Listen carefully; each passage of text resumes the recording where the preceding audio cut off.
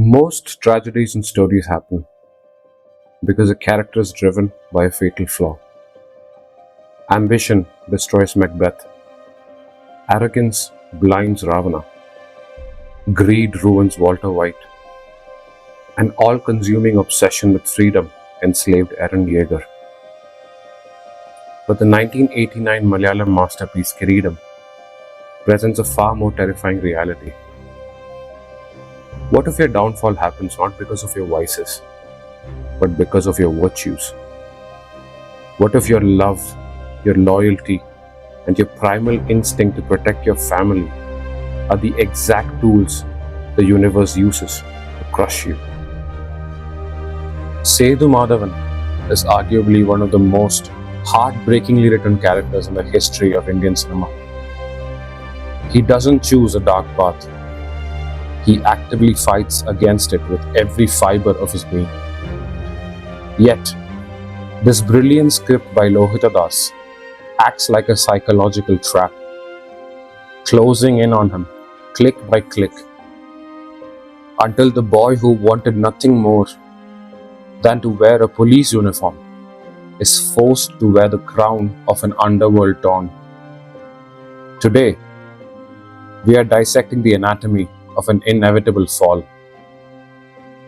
We're going to look at how society, family expectations, and an unyielding chain of events strip a good man of his identity, leaving nothing behind but a tragic myth.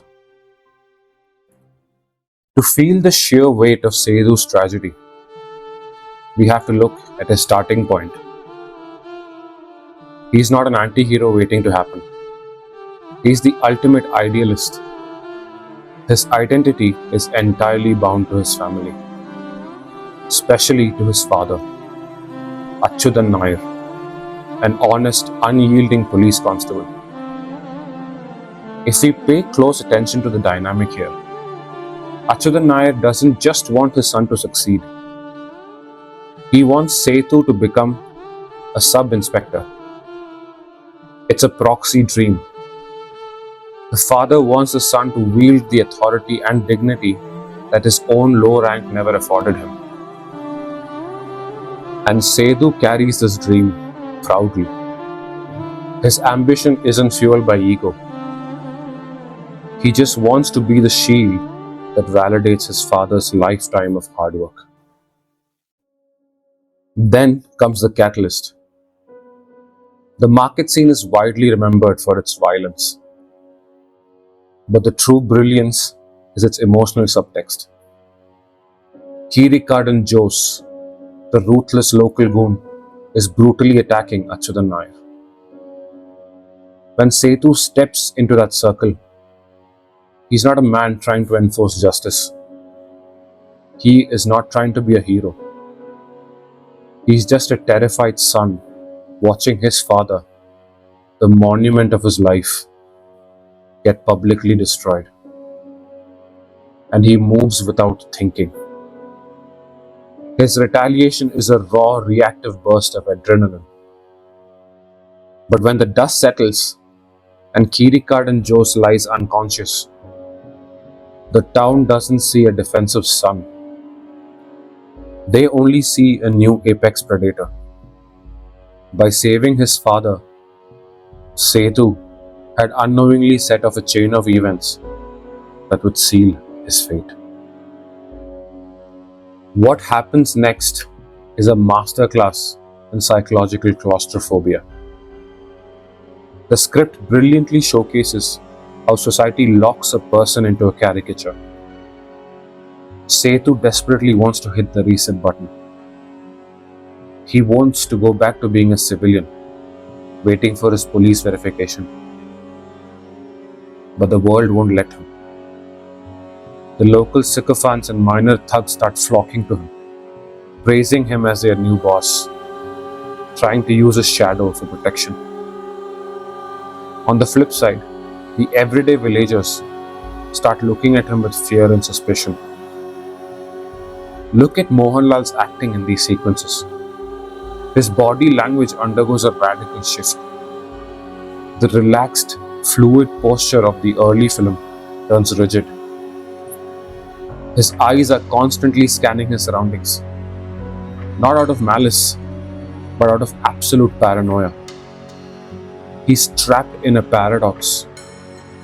If he acts softly, rival goons will target his family. But if he acts tough, he feeds the monster society thinks he is. And this is where the knife twists deepest. The tragedy penetrates his home.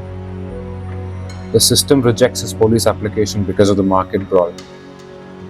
The dream is dead.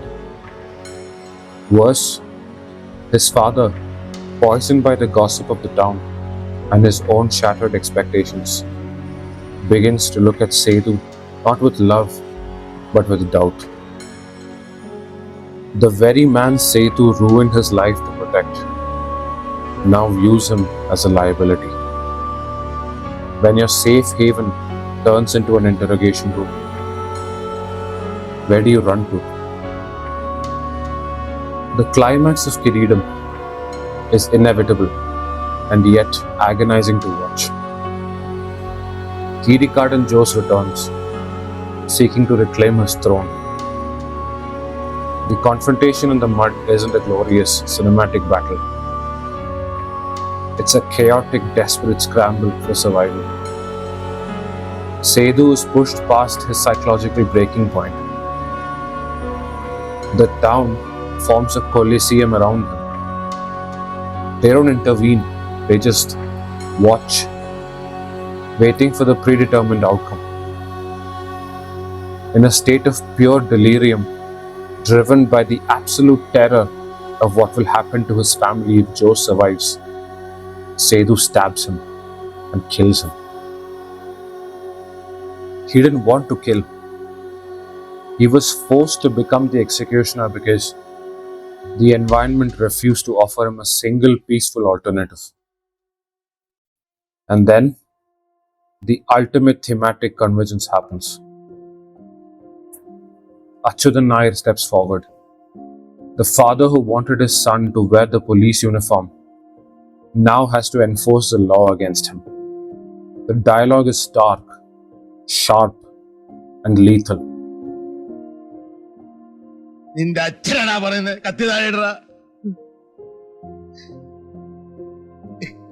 When Sethu drops that weapon, he's not just dropping a blade, he's dropping the final remnants of his humanity. The system his father dedicated his life to now locks the cuffs on his son, who sacrificed everything to defend it. Kireedam works so profoundly because it strips away the illusion of an absolute free will. It shows us that sometimes society is an unstoppable machine, and if you happen to fall into its gears, it will reshape you into a tragedy, no matter how good your heart is. Sethumadhavan's crown wasn't made of gold. It was a crown of thorns, forced onto his head by the very people and the circumstances that he loved. And this is why, decades later, his silent tears in the rain and him screaming into the sky still haunts us. What do you think was the exact moment Sethu lost his chance at a normal life? Let's talk about it in the comments below. If you appreciate these deep, character-driven cinematic breakdowns, hit that like button, share this video, and subscribe to our channel. A big thank you to all of our viewers who have supported the journey of our channel thus far. I will see you in the next video.